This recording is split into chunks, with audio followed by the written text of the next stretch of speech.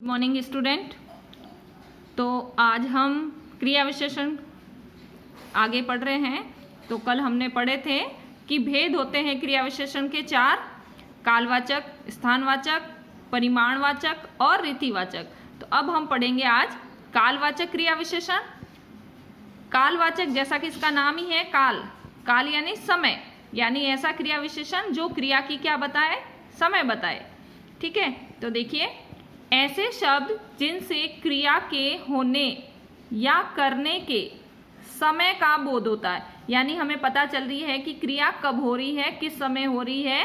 तो ऐसे शब्द जहाँ क्रिया का समय बता रहे हो, क्रिया के समय की ओर संकेत करते हो, वे शब्द क्या कहलाएंगे? कालवाचक क्रिया विशेषण कहे जाते हैं। इसके उदाहरण देखते हैं। देखिए, आज दिन भर वर्षा होती रही। अब यहाँ देखिए, वर्षा हो रही है, ठीक है, होना क्रिया है, लेकिन कब होती रही? दिन भर। तो ये समय बता रहा है, वर्षा होने का क्या बता रहा है? समय। फिर देखिए, दादाजी सुबह टहलते हैं। तो दादाजी टहलते हैं, लेकिन कब टहलते हैं? सुबह। ठीक है। मैं प्रतिदिन विद्यालय जाता हूँ।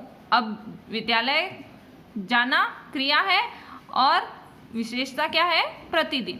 फिर देखिए, रमेश कल लौटेगा। तो लौटने का समय क्या बताया है? कल।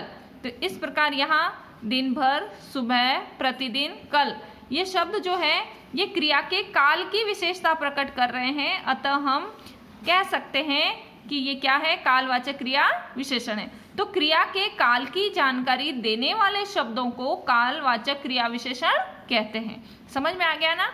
यानी जिन वाक्यों से क्रिया के होने के समय का पता हमें चलता है, वो शब्द क्या कहलाएंगे? कालवाचक क्रिया विशेषण। ठीक है। अब देखिए, कालवाचक के उदाहरणों को निम्नलिखित बिंदुओं के आधार पर विभाजित किया जा सकता है, यानी हम इन्हें बांट सकते हैं। कैसे बांट सकते हैं? काल बिंदुवाचक: अभी अभी, आजकल, अब, सुबह, साय, जब, प्रातः, दोपहर आदि। अवधिवाचक: अवधि यानी वही, टाइम, नित्य, लगातार, सदैव, आजकल, दिन भर, सारे दिन आदि। फिर देखिए, बारंबारतावाचक या प्रतिदिन, ज्यादातर, रोज, बहुत, प्रतिवर्ष। ठीक है ना? कालवाचक क्रिया विशेषण का पता लगाने के लिए क्रिया के साथ कब लगाकर प्रश्न करें तथा उस प्रश्न का जो उत्तर आएगा वही कालवाचक क्रिया विशेषण होता है। देखो, चार तरह के क्रिया विशेषण होते हैं। तो अगर आपको कालवाचक क्रिया विशेषण का पता लगाना है तो आपको क्या करना है? क्रिया के साथ कब लगाकर प्रश्न करना है। क्या प्रश्न करना है? कब लगाकर। जैसे हमारा यहाँ उदाहरण था कि आज दिन भर वर्षा होती रही। तो कब होती रही? दिन भर। तो हमें पता चल जाएगा कि वो हमारा कालवाचक क्रिया विशेषण है। जैसे मैं प्रतिदिन विद्यालय जाता हूँ। तो कब जाता हूँ? प्रतिदिन। तो इस प्रकार कब का जो भी उत्तर मिलेगा आपको क्रिया के साथ कब लगाकर प्रश्न करने पर, तो उसका जो भी उत्तर आएगा वो क्या होगा? हमारा कालवाचक क्रिया विशेषण। ठीक है। अब देखिए, अगला प्रकार पढ़ते हैं हम, स्थानवाचक क्रिया विशेषण। स्थान यानी हमें पता है जगह। ऐसे शब्द जिनसे क्रिया के होने के स्थान या दिशा का बोध होता है वे स्थानवाचक क्रिया विशेषण कहलाते हैं। यानी हमें जगह जहां पता चल रही है, क्रिया के होने की क्या पता चल रही है? हमें जगह जहां पता चल रही है, तो वो क्या कहलाएंगे? हमारे स्थानवाचक क्रिया विशेषण। जैसे देखिए, हमारे विद्यालय के निकट एक बगीचा है। तो अब निकट हमें जगह बता रहे हैं, दिशा बता रहे हैं। मेरे पास 2 पुस्तकें हैं। ठीक है। अब वह अन्यत्र नौकरी तलाश करेगा। मंदिर के सामने प्रसाद बट रहा है। तो ये क्रिया होने की जगह, दिशा की ओर संकेत करते हैं। तो ऐसे शब्द क्या कहलाएंगे? आपके स्थानवाचक क्रिया विशेषण। और इसमें देखो कैसे शब्द है यहाँ, निकट, पास, अन्यत्र, सामने। शब्द क्रिया के होने के स्थान के विषय में बता रहे। अतः हम कह सकते हैं कि वे शब्द जो क्रिया के स्थान से संबंधित विशेषता का बोध कराते हैं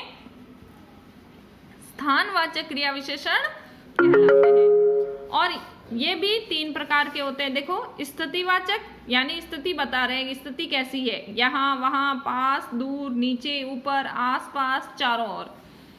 दिशावाचक में दाहिने बाएं, इधर उधर, आमने सामने, की ओर, वे दोनों, और इत्यादि। फिर है विस्तारवाचक, यहाँ से वहाँ तक। ठीक है, तो स्थानवाचक क्रिया विशेषण का पता लगाने के लिए क्रिया के साथ कहाँ लगाकर प्रश्न करें, उसका जो उत्तर आएगा वही स्थानवाचक क्रिया विशेषण होगा। तो समझ में आ गया कि हमें इसके साथ क्या लगाकर प्रश्न करना है, कहाँ लगाकर, यानी क्रिया के साथ जैसे ही हम कहाँ लगाकर प्रश्न करेंगे तो हमारा जो भी उत्तर आएगा वो क्या होगा, हमारा स्थानवाचक क्रिया विशेषण। तो आपको कालवाचक में कब लगाना है, स्थानवाचक में कहाँ लगाना है। अब देखिए, जैसे उदाहरण देखिए, हमारे विद्यालय के निकट एक बगीचा है। तो एक बगीचा है, कहाँ है, निकट। ठीक है ना।